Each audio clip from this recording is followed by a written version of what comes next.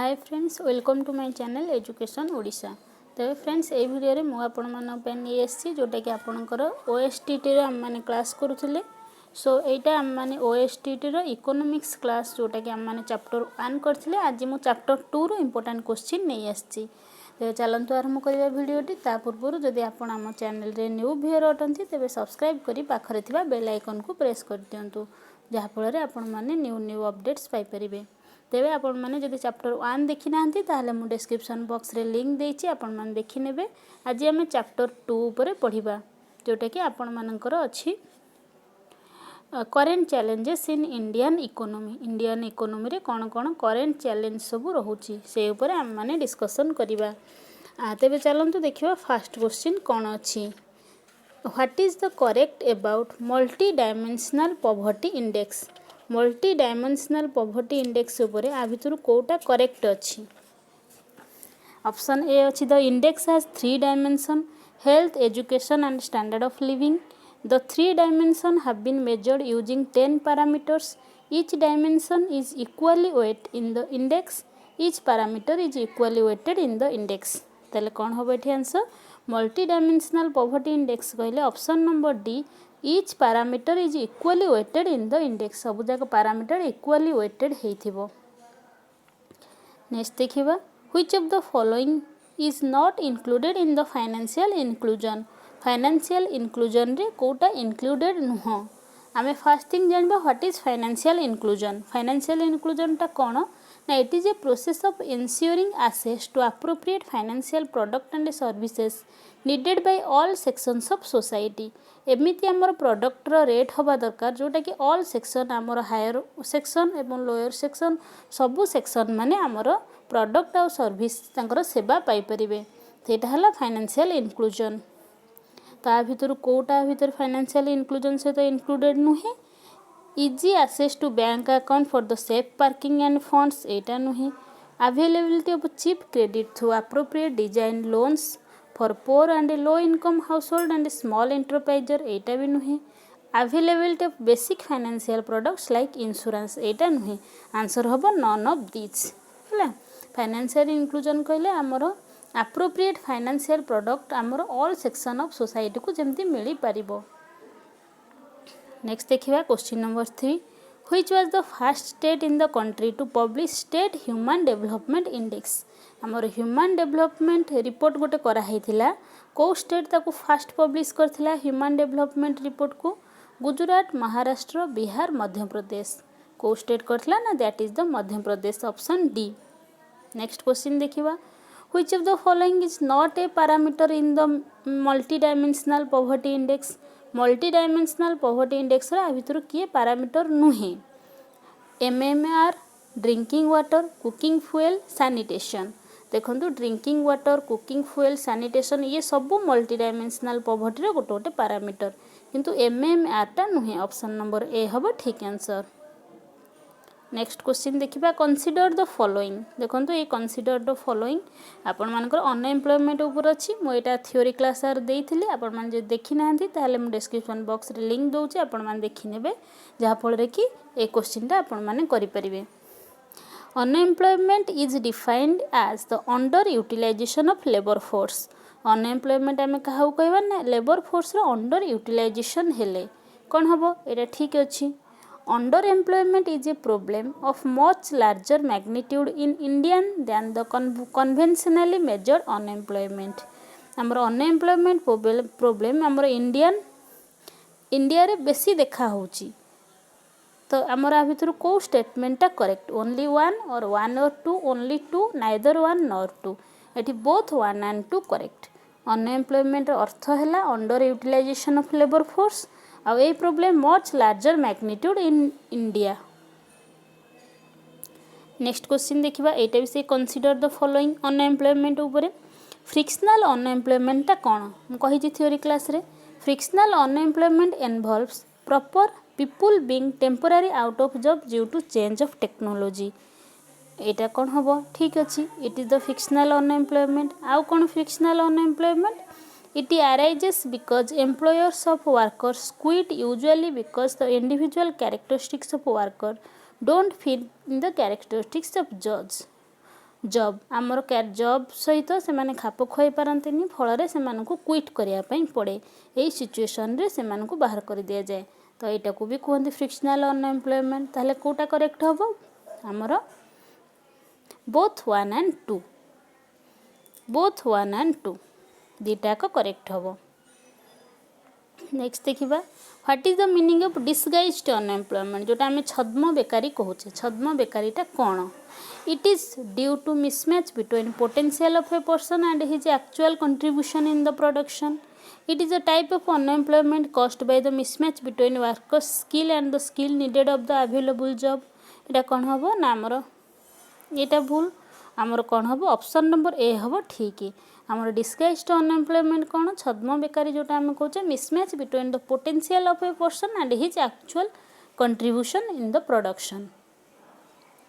Next देखा consider the following आ भितर कोटा ठीक ओपन अनएम्प्लॉयमेंटा कौन तापर देछि open unemployment occurs when labour force is willing but fails to get employment से चाहू थाए किंतु ताको एम्प्लॉयमेंट मिलेनी according to the NSSO if a person does not find work more than half a year he is openly unemployment ता भितर कोटा ठीक only 1 and 2 only 2 neither 1 nor 2 देखंतु आमर जोटा हाफ इयर काम करी हाफ इयर रहिले सेटा ओपन अनएम्प्लॉयमेंट नुह open unemployment option number A एटा कौन हम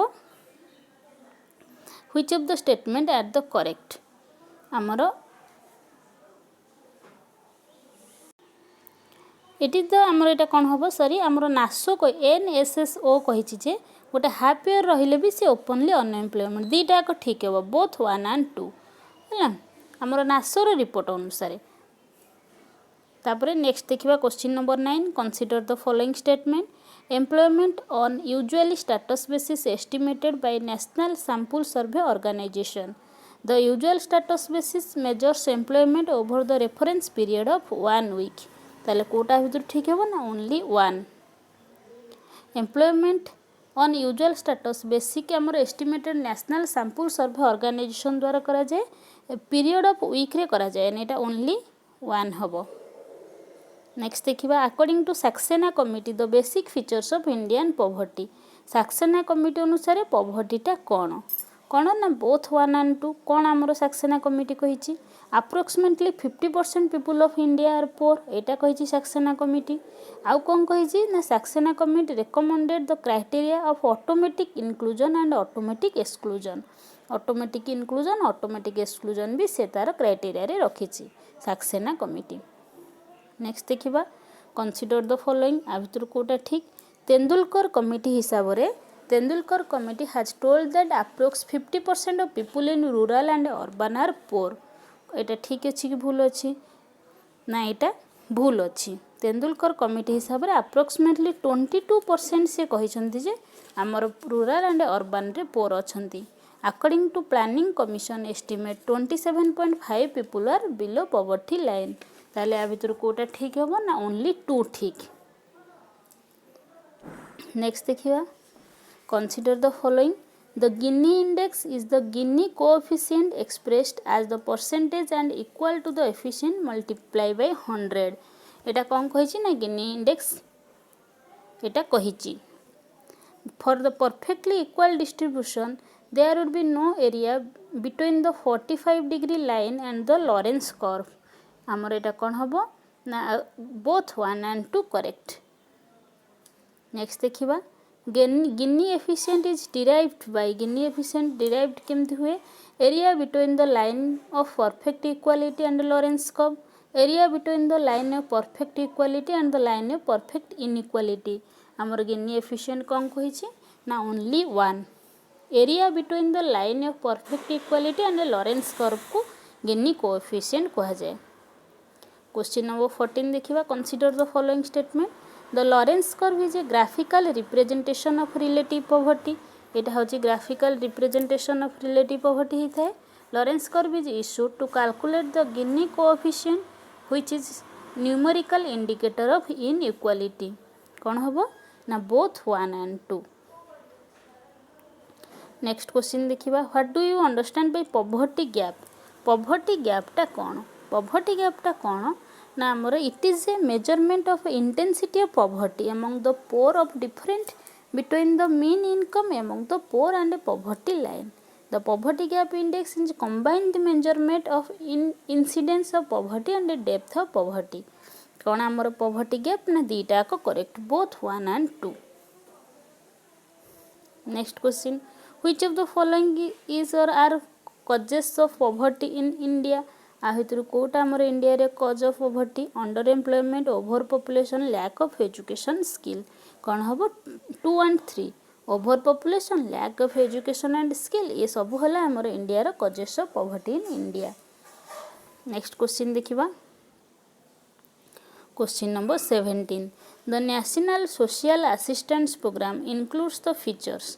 नेशनल सोशल असिस्टेंस प्रोग्राम आमर को कौन करे ना आमर 2 and 3 এটা कौन हम ना ऑप्शन नंबर डी 1, 2 and 3 तीनटा को आमर नेशनल सोशल असिस्टेंस प्रोग्राम रे कवर करे. Indira Gandhi national old age pension scheme, national family benefit scheme, Annapurna तीनटा को कवर करे. Next question, consider the following regarding the total sanitation campaign. Total sanitation campaign रे आ भितर कोटा ठीक कौन हम ना बोथ 1 and 2 कौन अच्छी. The total sanitation campaign follows a community led and the people oriented approach को ये follow करे. The component of total sanitation campaign include startup activities, individual household latrine, community sanitary complex, school sanitation, hygiene education and anganwadi toilet. ये सबू जाउची हमर sanitation campaign रे both 1 and 2. Next देखिबा. The program total sanitation campaign include which of the following feature. कौन हम आमर both 1 and 2. Total sanitation campaign कौन कहूँ. Its purpose to bring out the improvement the quality of life in rural area. Rural area आमर quality of life केमती improve करिवो. The total sanitation campaign is one of the 8 flagship programmes of the government रो जोटा 8 flagship programme रो एटा हला गोटे part. Next देखिबा. What is the main features of Rajiv Gandhi ग्रामीण विद्युतीकरण योजना. कौन हम ना बोथ 1 and 2 कौन तार मेन फीचर्स रही. The scheme aims at completing electrification of unelectrified villages hamlet in next 5 years. आमर नेक्स्ट 5 year रे जोठी जोठी अनइलेक्ट्रिफाइड विलेज रे से विद्युतीकरण करेइबो. आउ कौन तार स्कीम रो लक्ष्य अच्छी. The scheme provides for financial of electrification of all unelectrified below poverty line households in the country with 10% capital subsidy as the norms. Both 1 and 2. तेबे ये थिला आपण मानकर इकोनॉमिक्स रो 20टा क्वेश्चन. जदि वीडियोटी भल लागिला लाइक करिवो. धन्यवाद.